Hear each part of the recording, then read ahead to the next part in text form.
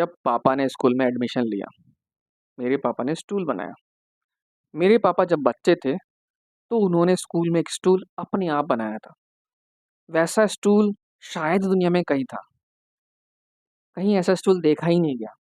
Carpenter के teacher ज़खार Petrovich का यही मानना था कि ऐसा स्टूल कहीं हो ही नहीं सकता, बन ही नहीं सकता। स्कूल में एक वर्कशॉप थी।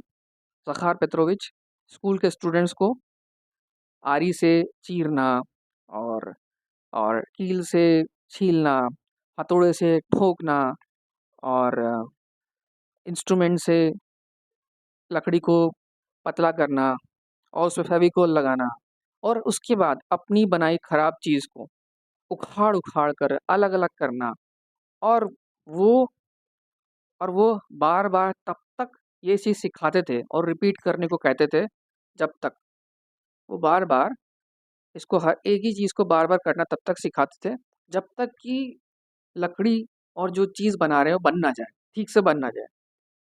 वो एक बहुत ही कम हाइट के बूढ़े आदमी थे और लोहे के फ्रेम का चश्मा लगाए थे।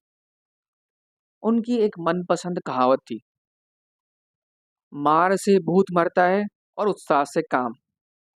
मार से भूत मरता है और उस्ताद से काम। कभी-कभी उसमें ये भी जोड़ देते, निठल्ला आदमी ही काम से जी चुराता है। मतलब कोई आलसी आदमी ही काम से जी चुराता है। तो उनका एक प्रिंसिपल था हार्ड वर्क का। उन्होंने जब पढ़ाना शुरू किया, तो इस तरह से कहा उन्होंने इस तरह से कहा, "ये क्या है?" एक चीज़ तरफ देखते हुए, "हथौड़ा।" हर कोई चिल्ला है, "ठीक है।" और "ये?" "कील।" "ठीक है।" "और ये क्या है?" सब लोग बोले, "तख्ता।" "ठीक है।" "शाबाश बच्चों।" तो ये करना है ये। तो इस कील को इस तख्ते में एक हथौड़े की चोट से घुसा देना है। मतलब एक हथौड़े की चोट से ही मारने से ही वो कील तख्ते में घुस जानी चाहिए। तुम बच्चों में से कौन ये करेगा? सब चिल्लाए, मैं, सबने हाथ उठा दिया। सबने कहा मुझे करने दो, मैं ये कर सकता हूँ। सब लोग तैयार हो गए, लेकिन जो ताकतवर से ताकतवर लड़के क्लास के, वो भी कील को एक बार में नहीं घुसा पाए। एक चोट से या एक इम्पैक्ट से घुसा नहीं पाए। तब ज़खार पेत्रोविच ने एक और कील ली, उसे तख्ते पर रखा और उस पे हथौड़े से तेज से चोट की या मारा। उन्होंने बहुत ज़ोर से नहीं मारा, बहुत आराम से मारा। हर किसी बच्चे का मुँह स्टूडेंट का मुँह खुला का खुला रह गया और कील एक ही बार में ज़खार पेत्रोविच की एक ही बार में तख्ते में जा घुसी। और यहाँ पे बच्चों ने बहुत ट्राई किया। तुम्हारी आँख तुम्हारी आँख अच्छी होनी चाहिए और हाथ बिल्कुल परफेक्ट होना चाहिए, ज़खार ख पेत्रोविच ने कहा। बात साफ है ना बच्चों? हाँ, मेरे पापा ने कहा और पूरे ज़ोर से अपने अंगूठे पर हथौड़ा दे मारा। पूरे ज़ोर से अंगूठे पे हथौड़ा दे मारा। उन्हें दिन में तारे नज़र आने लगे और दर्द हो रहा था। सारे के सारे लड़के उनकी बेवकूफ़ी देख के हँस पड़े।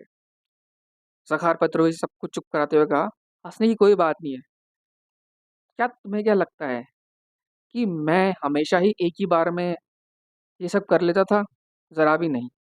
कभी-कभी जब मैं सीख रहा था, मैं अपनी उँगली पर दे मारता और उसके साथ ही मैं कभी-कभी सिर पर एक झापड़ भी खाता।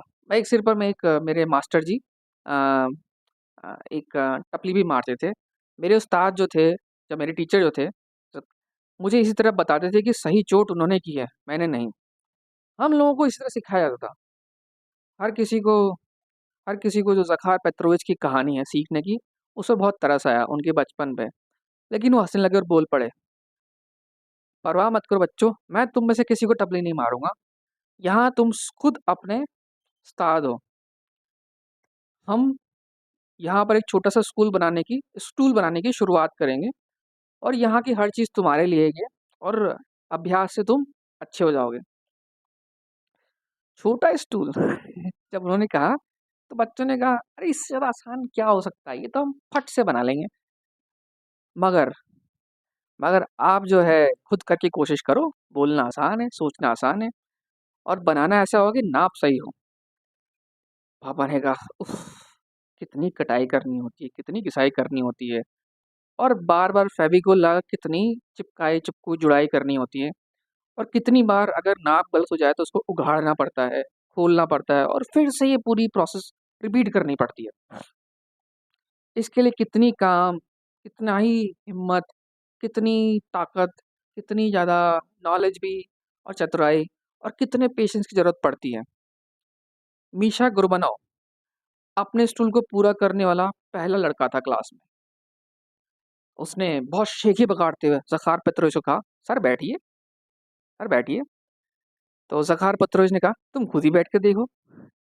मीशा बड़े शान से उस पर बिल्कुल अच्छे से बैठ गया, देख के बैठ गया।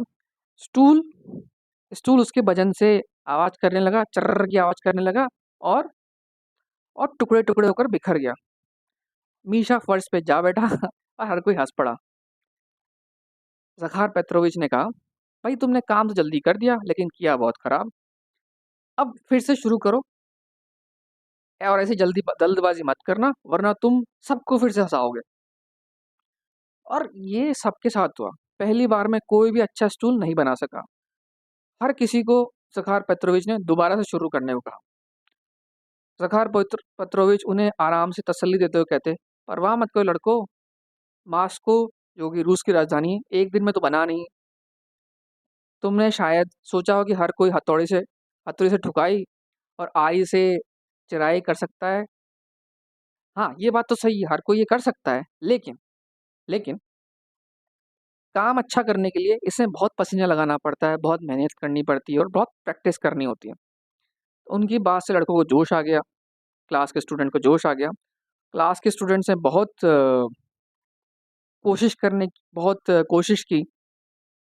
कोशिश की और ये लकड़ी का स्टूल बनाना क्लास की पढ़ाई करने जैसा ही था। डेली जो क्लास में होती है, वे सब वे सब चाहते थे कि वो फर्स्ट आएँ। वो सब जो जैसे क्लास में गणित में, इंग्लिश में क्लास में नंबर आने पे फर्स्ट आता है, तो हर कोई स्टूडेंट चाहता था कि वो क्लास में फर्स्ट आए और ये सचमुच मज़ेदार था, बहुत इंटरेस्टिंग था। और आखिर प्रॉब्लम ये थी कि आप जो है मैथमेटिक्स के क्वेश्चन में बैठ नहीं सकते। आपको डेमोंस्ट्रेट नहीं करना, सिर्फ़ लिखना होता था। अ, वहाँ पे मैथमेटिक्स में आपको सिर्फ़ सवाल सॉल्व करना है, उस पे ना बैठना है, ना उसको डेमोंस्ट्रेट करना है। अ, और यहाँ पे तो आपको आपका ही बनाया हुआ खुद का स्टूल, उस पे बैठना है, सबको दिखाना है और आप इस पे दूसरों को भी बिठा सकते हो। तो ये थोड़ा-सा पेचीदा या डिफ़िकल्ट चीज़ हो गई थी। वारिया ग्लाज़ुनोवा ने सबसे पहले बहुत अच्छा स्टूल बनाया। अब लेकिन लेकिन ठीक है, उसके पिताजी कारपेंटर थे। उन्होंने उसे आरी और घिसाई का इस्तेमाल करना सिखा ही दिया था। ज़खार पेत्रोविच ने वारिया की तारीफ़ के पुल बाँध दिए। उन्होंने बहुत तारीफ़ की, "बहुत अच्छे, तुमने तो सारे लड़कों की नाक नाक काट दी।" लड़कों को बहुत बुरा लगा और उन्होंने उसे चिढ़ाना शुरू कर दिया।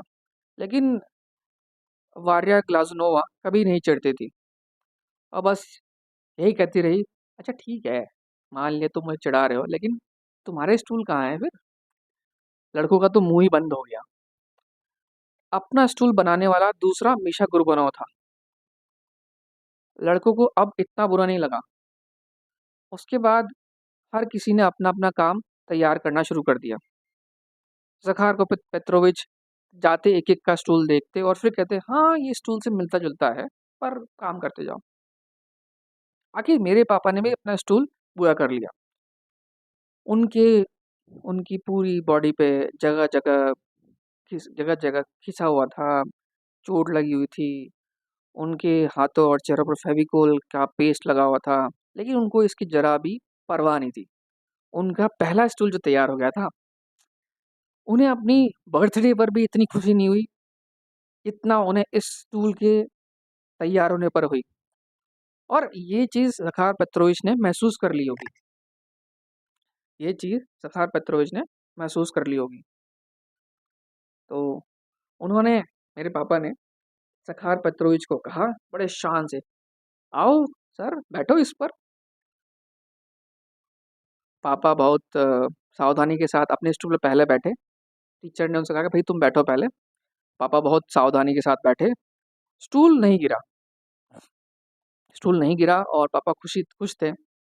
लेकिन ज़खार पेट्रोविच जो कि कारपेंटरी के टीचर थे, उन्होंने उस स्टूल को बहुत ध्यान से देखा और उन्हें हँसते हुए कहा, "ज़रा टाँगें तो गिनो इसकी।" छोटे पापा को बहुत ताज्जुब हुआ, ये क्या बोल रहा है? उन्होंने अपने पैरों की तरफ देखा, हमेशा की तरह वो 2 ही थे, 2 ही टाँगें थी स्टूल की। लेकिन लेकिन सारे लड़कियाँ और लड़के बहुत हँसने लग गए, बहुत। और ज़खार पेट्रोविच भी हँस पड़े। आज भी पापा ये समझ नहीं पाते कि उन्होंने 5 टाँगे वाला स्टूल कैसे बनाया? ऐसा कौन-सा स्टूल है जिसकी 5 टाँगे हैं? लेकिन वो तो था और वो स्टूल आज भी हमारे पास है और उसमें आज भी 5 ही टाँगे हैं। 5, 4 नहीं। और वो आज भी ज़खार पेट्रोविच को मेरे पापा सुन सकते हैं कि भई 5 टाँगे कोई 3 टाँगों से ज़्यादा अच्छी नहीं होती, दोबारा से शुरू करो। और पापा का ख़्याल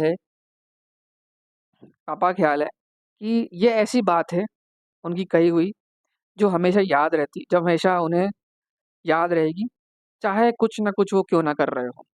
5 5 टाँगे 3 टाँगों से ज़्यादा अच्छी नहीं होती। उम्मीद है आपको ये कहानी पसंद आई होगी और आप भी अपने पापा से कनेक्ट होंगे, या अगर आप पापा हैं, तो अपने बचपन की याद आपको आ गई होगी। और कोई फ़ीडबैक आपकी है तो आप कमेंट बॉक्स में लिख सकते हैं। और अगली कहानी तक, जैसे हम रूस में बोलते हैं, "До свидания", पका।